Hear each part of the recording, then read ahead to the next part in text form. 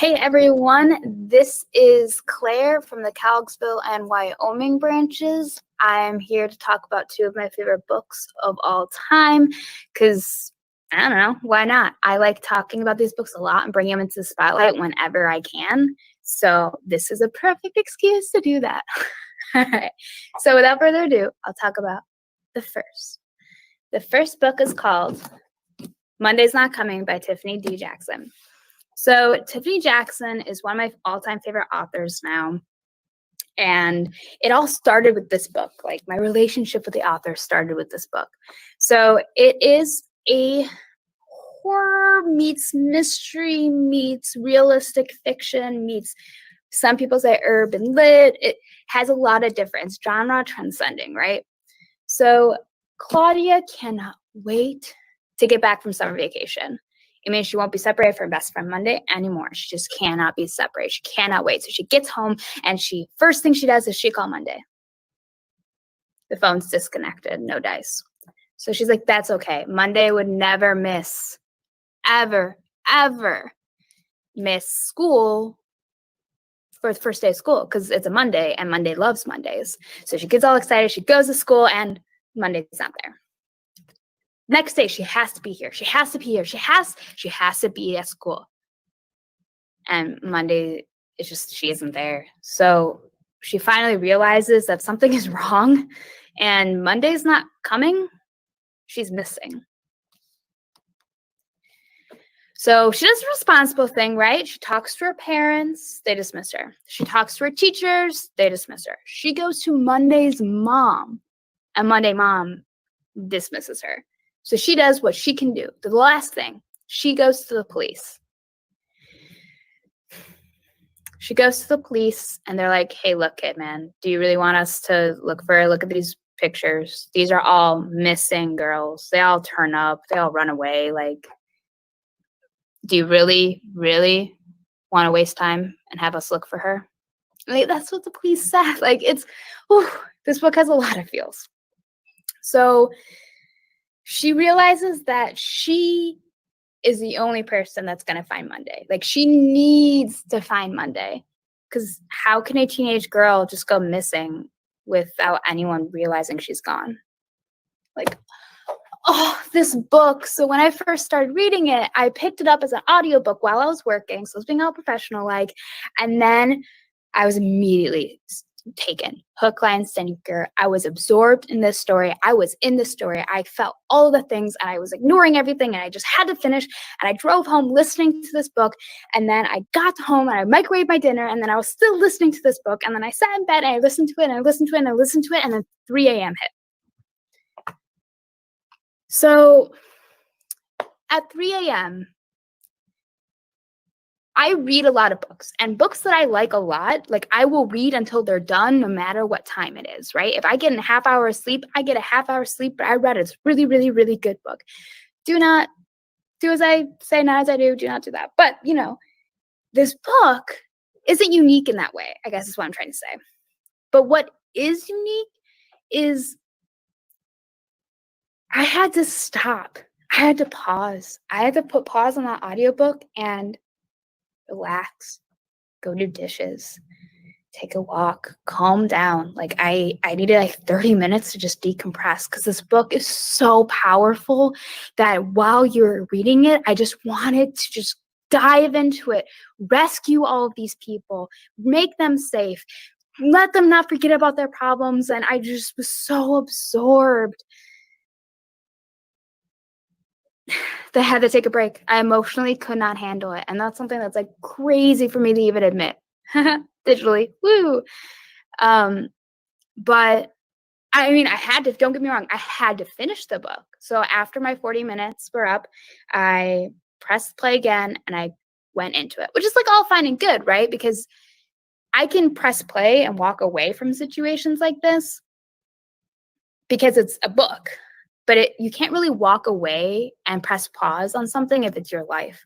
And I think that's like what's the most impactful and powerful about Tiffany Jackson is because she makes these stories that feel so impossibly untrue, but they're all kind of like rooted in some kernel of reality, right? Like, this stuff happens to people all the time. Like, there are abusive parents and there are missing girls and there are people not looking for these girls, or there are people looking for these girls.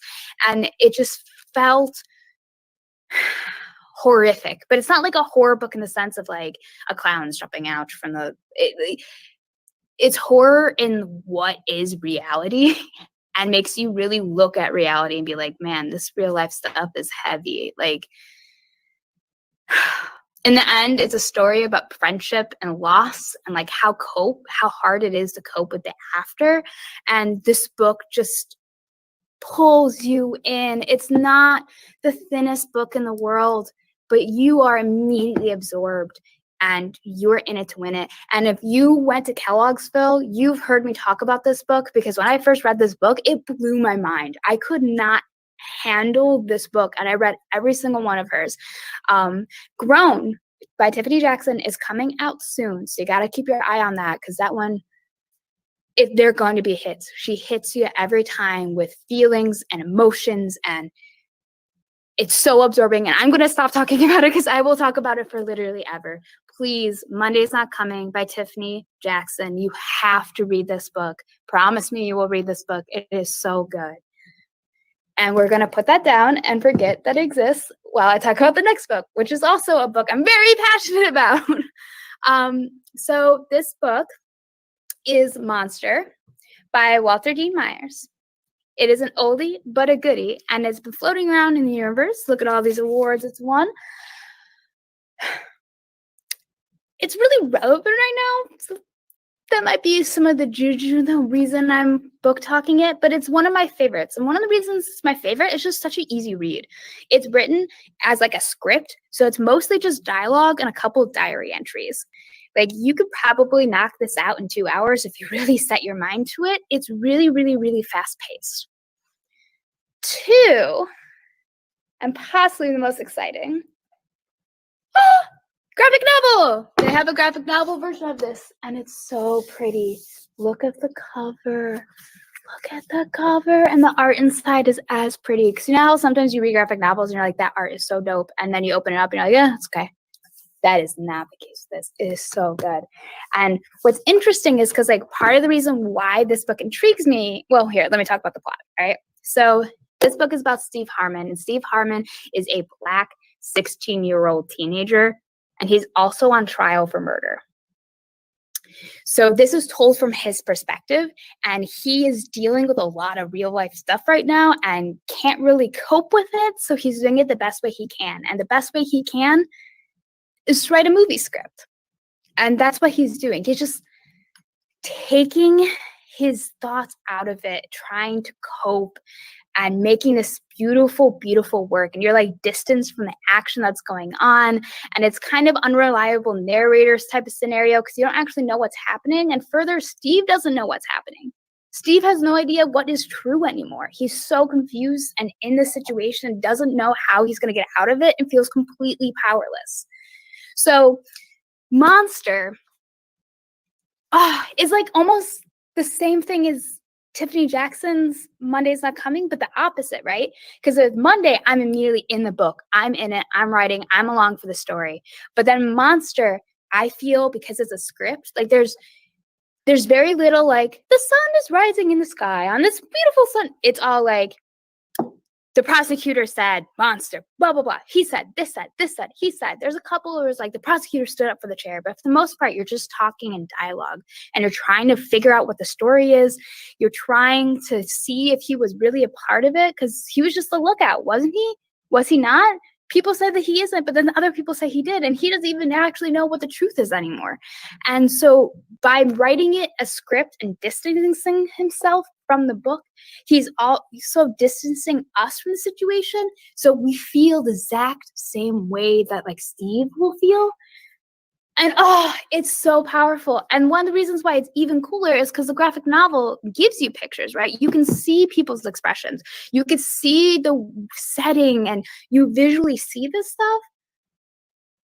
But it still leaves up a lot for interpretation. And you still feel distance from what's happening and powerless. I'm running out of time. Please read these books. They're available on Hoopla. They're available on Libby. We got the ebook version. We got the e-audio versions of these guys. We have curbside pickups. If you place these books on hold, you'll be able to pick them up from any of our different locations. And again, they're like my 2 favorite books in the world. I've been nonstop talking about these books for the last, well, Monster a long time, but Monday's Not Coming. Ever since I read it, I was in it. I'm the #1 fangirl, and I will talk about this book to the day I die because it is that good. And same with Monster. If you haven't read Monster, but you've heard about it, you've read Dear Martin and Hate You Give, you might really enjoy this. If you have read it and liked it, read the graphic novel. I promise it's really great. If you're not into physical print books, read the graphic novel, ebooks.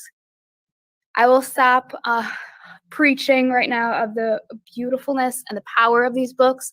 I'll just leave it up for you to decide. So I know you're going to read them, so I will sign off and say adios.